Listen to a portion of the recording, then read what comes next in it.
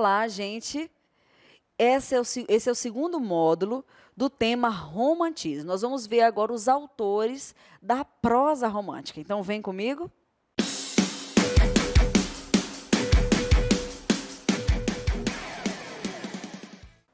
Muito bem, a gente viu no módulo anterior a respeito desse novo movimento literário chamado romantismo.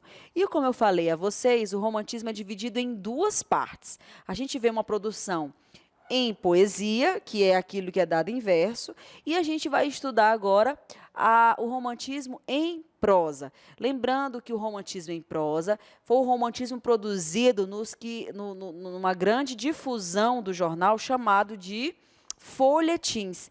Folhetim significa pequenas folhas que ficavam atrás dos jornais e que continham ali partes da história. E era interessante porque o folhetim, por exemplo, a gente comprava o jornal hoje.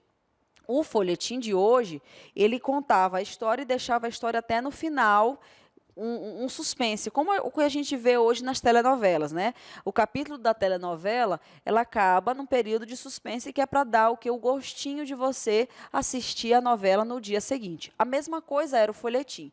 E aí, grandes obras foram produzidas aqui nesse período. Se tem um autor, um dos maiores autores da literatura brasileira, e que faz parte aí desse momento de prosa romântica, é José de Alencar. Isso porque, minha gente, José de Alencar escreveu prosas regionalistas, escreveu prosas indianistas, escreveu prosas históricas e escreveu prosas urbanas.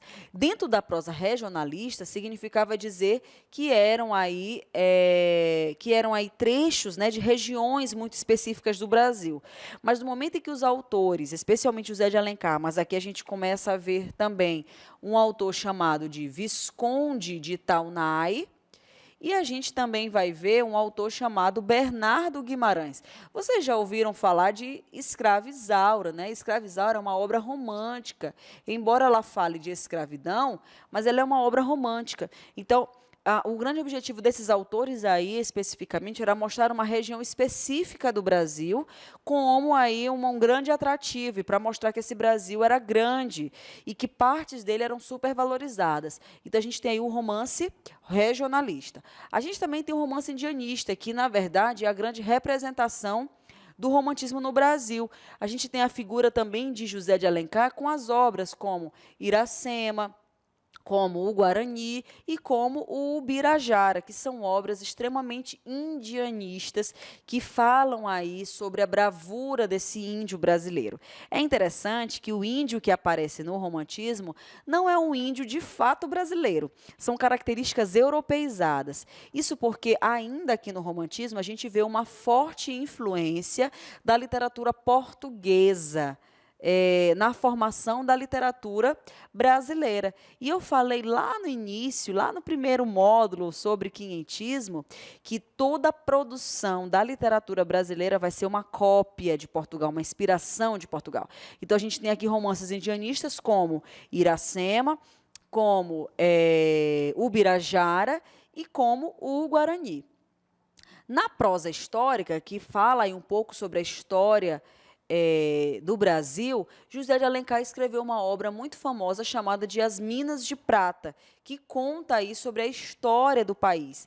Percebam que todas essas produções da literatura romântica em prosa eram uma tentativa de valorizar o Brasil, de mostrar o seu desenvolvimento, de mostrar aí o seu lado urbano, o seu lado progressista, porque o Brasil passava aí por um período de independência brasileira. E se ele passava por esse processo, era necessário agora mostrar um Brasil agora independente, né, de certa forma, que a gente sabe que o Brasil não se tornou independente de Portugal, pelo menos aí ainda, né, nesse período ainda não.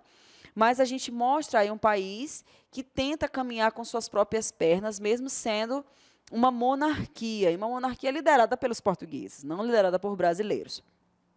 E o quarto tipo de prosa que a gente vê aí é a prosa urbana, que também a gente tem como representante principal José de Alencar.